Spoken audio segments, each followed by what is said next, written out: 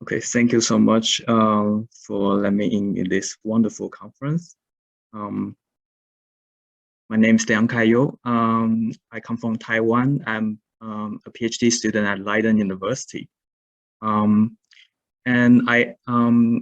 my title, I actually changed my title a little bit from racial marginality into racial marginalization, because actually before this presentation, I was thinking like whether calling um, some people at the margin, suppose there's this binary position between margin and the center. And whether it is more for some museum exhibitions that marginalize certain bodies rather than assume that they are at the margin. Yeah. So I want to quickly, I want to start with these photos of an activist intervention at a museum exhibition in 2015. The title of the show, Art AIDS America. It is an art exhibition that highlights artistic response to the AIDS pandemic in the United States. It traveled to 4 different art museums between 2015 and 2017. This protest, however, was triggered by the lack of racial diversity in this art show. Out of 107 artists, only 5 were African Americans. According to this activist group, Tacoma Action Collective, this underrepresentation goes against the difficult reality that Black people in the United States have been mostly affected by the AIDS pandemic. Therefore, the activists staged this die-in protest in the exhibition space, juxtaposing their body between the installation you see on the left is Jim Poch's installation, When We Stay, and on the right is Case Haring's altarpiece. These activists claim the place for African Americans that have been marginalized by these museum exhibitions, an exhibitions that centers mostly on white male artists. This activist intervention inspired me to consider one of the major problems in museum exhibitions that stages queer cultures. In recent decades, as you can see, some of the examples I select mostly Euro-American examples. There has been more and more public museums that begin to mainstream queerness. The exhibitions of my case studies, such as Art AIDS America and Queer British Art, are a historical survey shows that aim to foreground non-conforming sexual culture. In public art museum, both exhibitions employ a rather national historical framework that focuses mostly on artistic canon and has been considered problematic by a few critics. With their tendency to center on individual and successful white male artists, I see the problem of racial marginalization and the erasures of collective creativity appear in their national framework. I will come back to this point later on. But overall, in this presentation, I want to propose that these marginalizations of those who do not belong to the national narrative produces the feelings of exclusion, displacement, and loneliness. These feelings are expressed and performed by artists who are included but at the margin of this exhibition. And rather than analyzing the whole exhibitions, I will closely read the 2 pieces of artworks, a photo series and an art performance that expresses feelings of loneliness in Art AIDS America and Queer British Art. Overall, I argue that these feelings of loneliness are queer feelings that potentially expose the limit and the gap in the national narrative within mainstream institutions. And rather than reading these feelings as personal, I propose that they might open up new collective thinkings of queerness in museum exhibition. First, I want to show how did a museum exhibition like Art AIDS America, with its activist agenda to fight against the silence toward AIDS, could paradoxically create another intersectional exclusion of Black history. 10 years in its making, RA's America is a large-scale traveling exhibition that includes 107 artists. And just to acknowledge that the exhibition does include several artists with complex social and ethnic background, such as Carrie Yamaoka, Martin Wang, a Chinese-American painter, Tino Rodriguez, a Mexican-American artist, Feliz Gonzalez Torres, and so on. However, the central problem of the show, as Ted Kerr and other critics have suggested, is a focus on established artists who are often white males in the art world. As activist and writer Kenyon Farrell recalled his meeting with the two curators of the exhibition, and here I quote his words.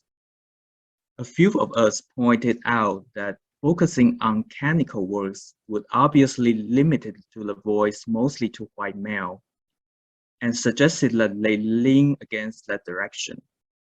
I also suggested they expand what was considered art to include Marlon Riggs, house music, hip-hop, and ballroom culture. Obviously, none of that was taken seriously. The priority to establish artists or singular authors would undermine more collective and intersectional voices that queer communities and queer of color often draw on. Jung scholar Alexandra Juhasz and Theodore Kerr both recognize that the collaborative and intersectional feminist forces which AIDS activism built on in the 1980s have often been erased among mainstream representation of popular film and media. I observe a similar tendency of erasing collectivity across social difference in these AIDS and queer museum exhibitions. Here, Labisha, who is included in the show RA's America, exemplifies the problem of being marginalized and the erasures of collective creativity.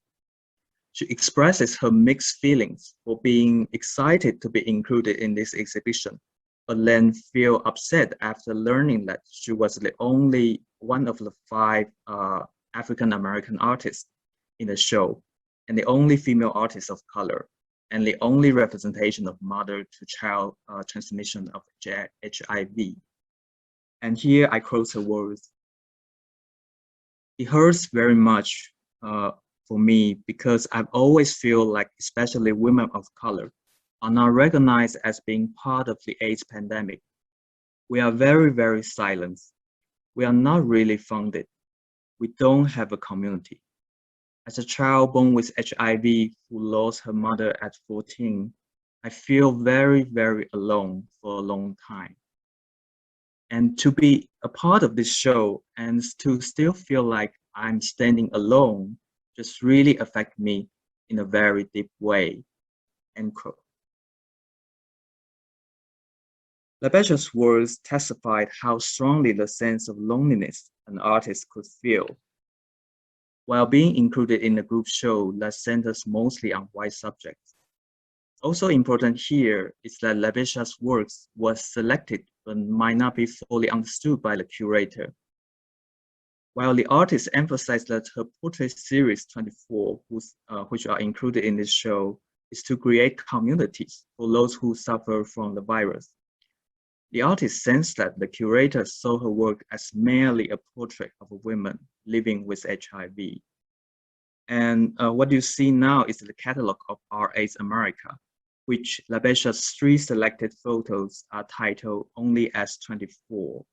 However, each photo actually has a distinct title that shows the artist's personal and emotional attachment, such as Morning Sickness, In My Room, Kia and Mommy. The simplification or erasure of the work title might reduce the affected charge of these works to an uninformed reader. I suggest that Labisha's feelings of loneliness in the group exhibition as a queer feeling. As our keynote speaker tomorrow, Hisa Love suggests, loneliness is the typical themes of 20th century lesbian and gay literature regarding the experience of living in the closet.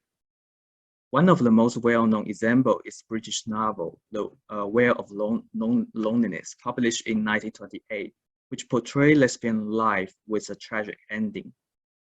However, as Love and Sara Ahmed has suggested, the feeling of loneliness in Hall's novel could also be a source of empowerment and social connectivity.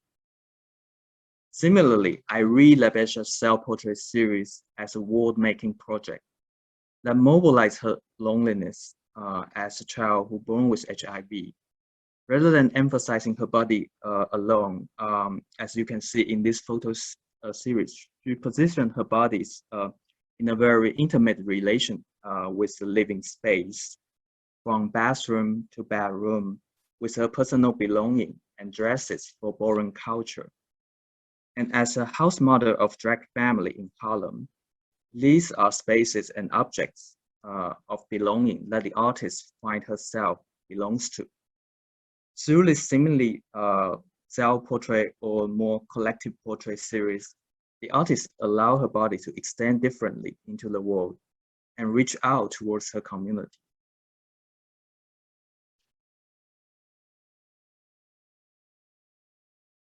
I now want to turn to the case of queer British art to show how does this queer feeling of loneliness, being marginalized, could potentially unsettle the exclusive narrative of museum exhibitions.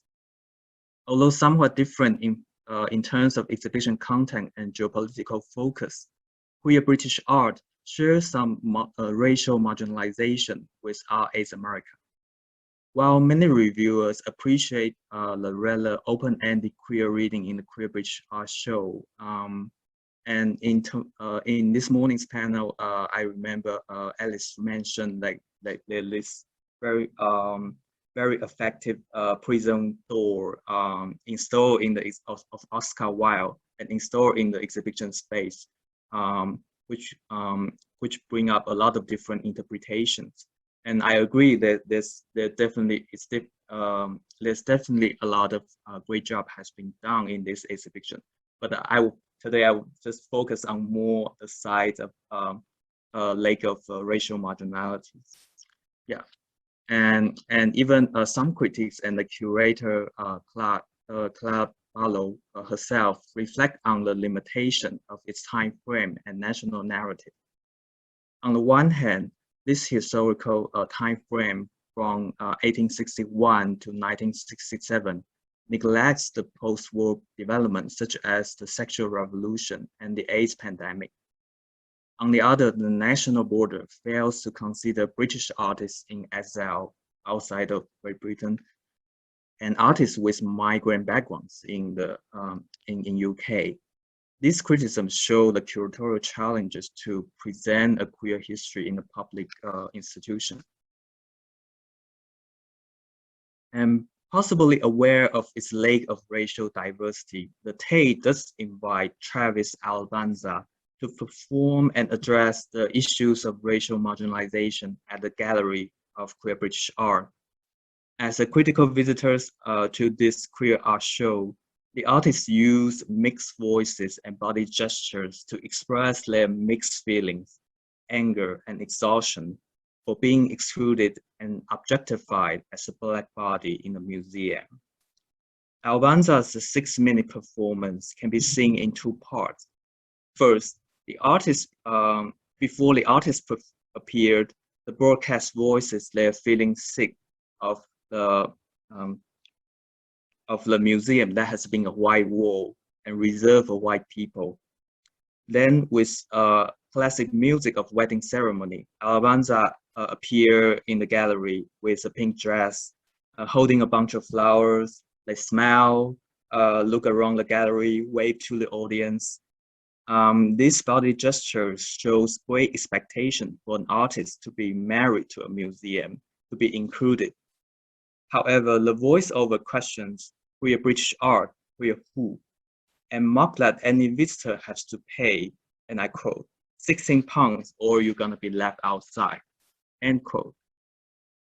While the artist's bodies perform the desire to be accepted in the cultural institution, the background voiceover speaks out their institutional critique on inclusivity and accessibility. Secondly, Albanza lip synchronized the punk rock song, which I selected for our conference, Left Outside Alone, by American singer Anastasia, a song that expresses an unrequested love relationship. With this pop song resounding in the gallery space, the artist performed dramatic moves pointing to the exhibition handout, while the lyrics suggest the exhibition play their body like a game, ending with throwing out the flowers as a gesture of divorce. Albanza won the cheer of a very animated crowd.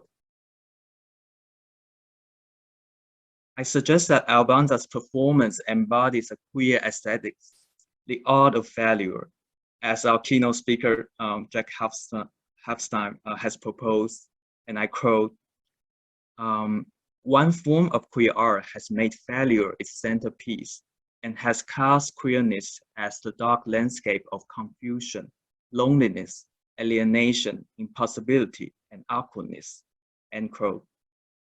These seemingly negative feelings, or what Husserl again has called backward feeling, demonstrate queer people and people of color's refusal to comply with the progressive and successful narrative in heteronormative and white society.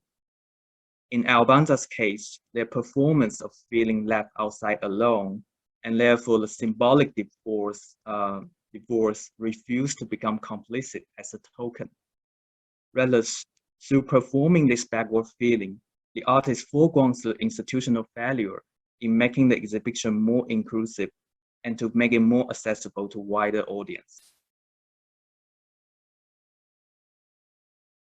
So finally, to my concluding remarks, as we have seen about, the marginalization of mainstream institutions could have an emotional effect. In Art Aids America and Queer British Art, I suggest that the feeling of loneliness is performed by artists to highlight the marginalized position of their community. While Kia Labisha's portrait series creates context between subjects, objects, bodies, and communities, Travis Albanza's performance disrupts the gallery space and exposes the limits of institutional accessibility. And just after listening to Jack's talk, I was also wondering whether Albanza's performance was more aesthetic or collapsing. And moreover, through a queer notion of failure that takes failing as a way of disrupting the social norm, I wonder whether we can see this institutional failure in museum exhibition more productively. At least in the case of Art Aids America, the activist action have yielded to new editions of the exhibition that includes more Black representation, particularly in the version of Zuckerman Museum in 2016. The issues of racial marginality was featured by displaying a conversation between artist Kia Labisha and activist Saroni in the film. These changes showcases the generative power of queer feeling performed by critical activists and artists that disrupt and remake the mainstream queerness in museum exhibition. Thank you very much, and I look forward to our discussion.